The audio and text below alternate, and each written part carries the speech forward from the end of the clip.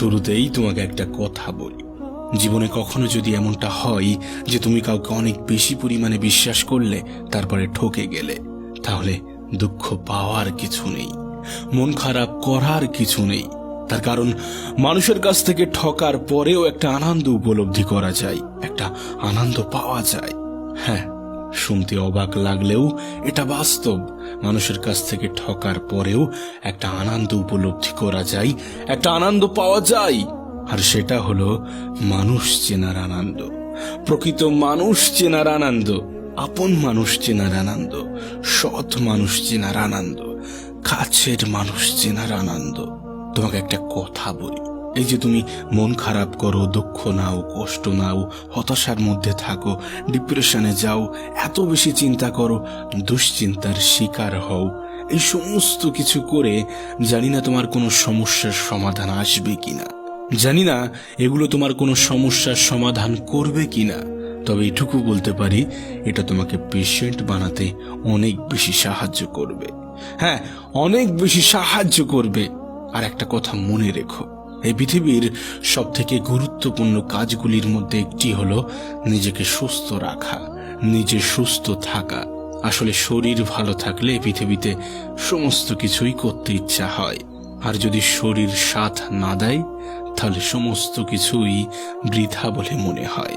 তোমাকে সুস্থ রাখার দায়িত্বটা তোমাকেই নিতে হবে, নিজেকে সুস্থ রাখার দায়িত্বটা নিজেকেই নিতে হবে। অন্যের কথা ভেবে, অন্যের কথা মনে করে কোনো লাভ নেই। যদি সেটা তোমার দুঃখের কারণ হয়, যদি তোমার ডিপ্রেশনের কারণ হয়, যদি তোমার হতাশার কারণ হয়। আসলে কি জানো, এই পৃথিবীতে সব থেকে কঠিন কাজ হলো মানুষের মন জয় করা। হ্যাঁ, মানুষের মন জয় করা। আর বাস্তবতাটা কেমন জানো, একজন মানুষের পক্ষে এ পৃথিবীর প্রত্যেকের মন জয় করা কখনোই সম্ভব নয়। তুমি হাজার চেষ্টা করেও এ পৃথিবীর সকলের মন জয় করতে পারবে না, আর কখনো তেমনটা করার চেষ্টাও করো না। মনে রেখো, তোমার দুঃখের কারণ, তোমার হতাশার কারণ, তোমার মন খারাপের কারণ এ পৃথিবীর প্রত্যেকটা মানুষ হবে, কিন্তু তোমার সুখের কারণটা তোমাকেই হতে হবে। তোমার মন ভালো রাখার দায়িত্বটা তোমাকেই নিতে হবে। এই পৃথিবীতে এমন হাজারো মানুষ আছে, এমন অনেক মানুষ আছে, তাদেরকে তুমি যদি তোমার কলিজাটাও রান্না করে খেতে দাও না, তারপরেও তারা বলবে লবণ একটু কম হয়েছে। তাই সকলের মন জয় করতে যেও না। মনে রেখো, এই পৃথিবীতে এমন কোনো মানুষ নেই যে সকলের মন জয় করতে পেরেছে, এই পৃথিবীর সকলের কাছে প্রিয় এমন কোনো মানুষ নেই।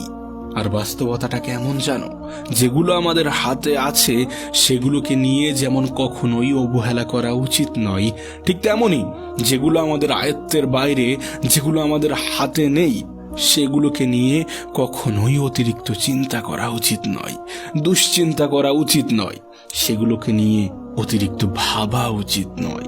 হ্যাঁ, যেগুলো তোমার হাতে আছে সেগুলোকে কখনোই অবহেলা করো না। যদি তোমার মনে হয় যে আমি পারবো, এটা আমার দ্বারা সম্ভব, তাহলে কখনোই পিছু পা হয়ো না। মনে রেখো, এই পৃথিবীর সব থেকে দামি জিনিস হলো বিশ্বাস।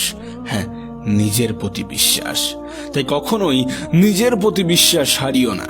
কখনোই এমনটা ভেবো না যে আমি অসহায়, আমি দুঃখী, আমার কিচ্ছু নেই। সময় কিন্তু শেষ হয়ে যায়নি, এখনো অনেক সময় বাকি আছে, এখনো অনেক সুযোগ বাকি আছে। তাই বলে এই নয় যে প্রত্যেকটা সুযোগ, প্রত্যেকটা মুহূর্তটাকে অবহেলার মধ্য দিয়ে অতিবাহিত করতে হবে।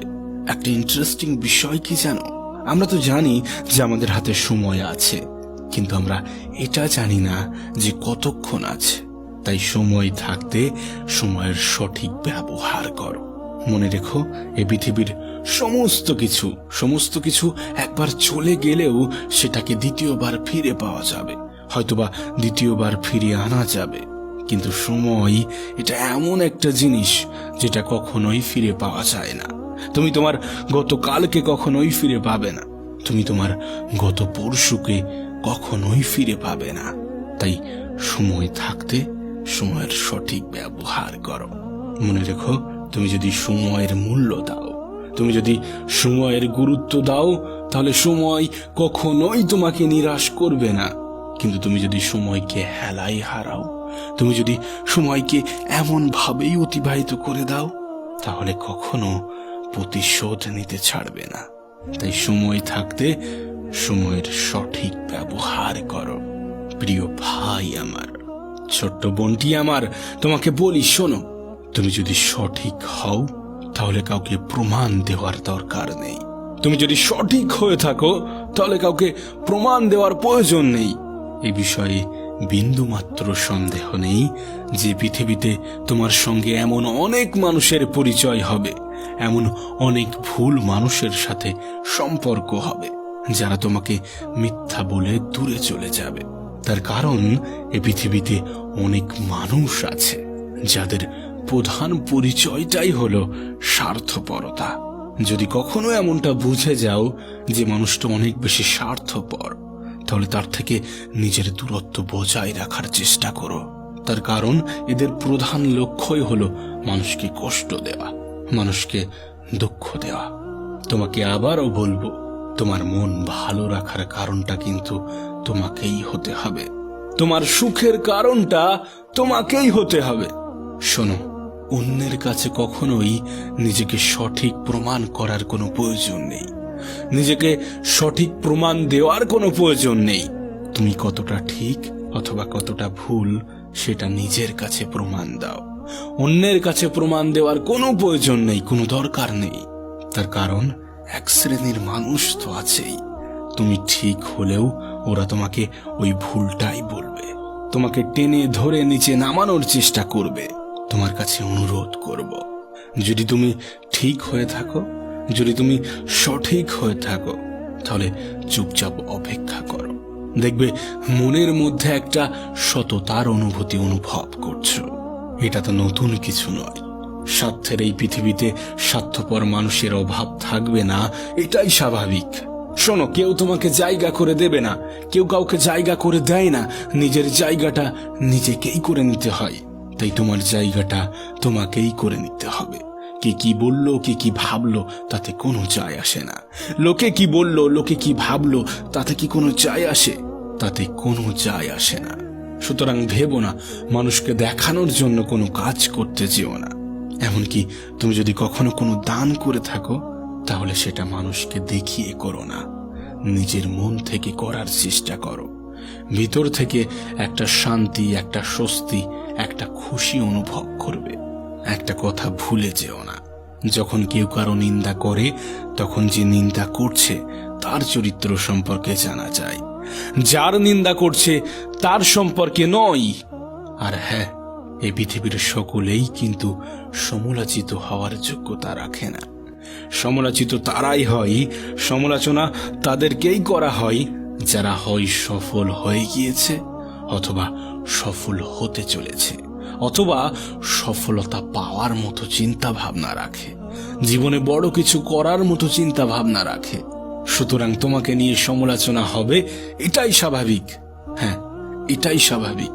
না, তুমি হয়তোবা বড় কিছু হতে পারোনি, কিন্তু তোমার চিন্তা ভাবনা জানান দেয় যে তুমি জীবনে বড় কিছু হওয়ার যোগ্যতা রাখো। তোমার সমালোচনা সেটা জানান দেয়। তাই কখনো যদি কেউ তোমাকে নিয়ে সমালোচনা করে, তাহলে অবাক হয়ো না, হতাশ হয়ো না। শেষে তোমাকে একটা কথাই বলবো, এই পৃথিবীর কাউকে ডাকলে, কাউকে বারবার ডাকলে সে রাগ করে, কিন্তু রবকে বারবার ডাকলে তিনি খুশি হয়ে যান। তোমার সৃষ্টিকর্তাকে বারবার ডাকলে তিনি খুশি হয়ে যান।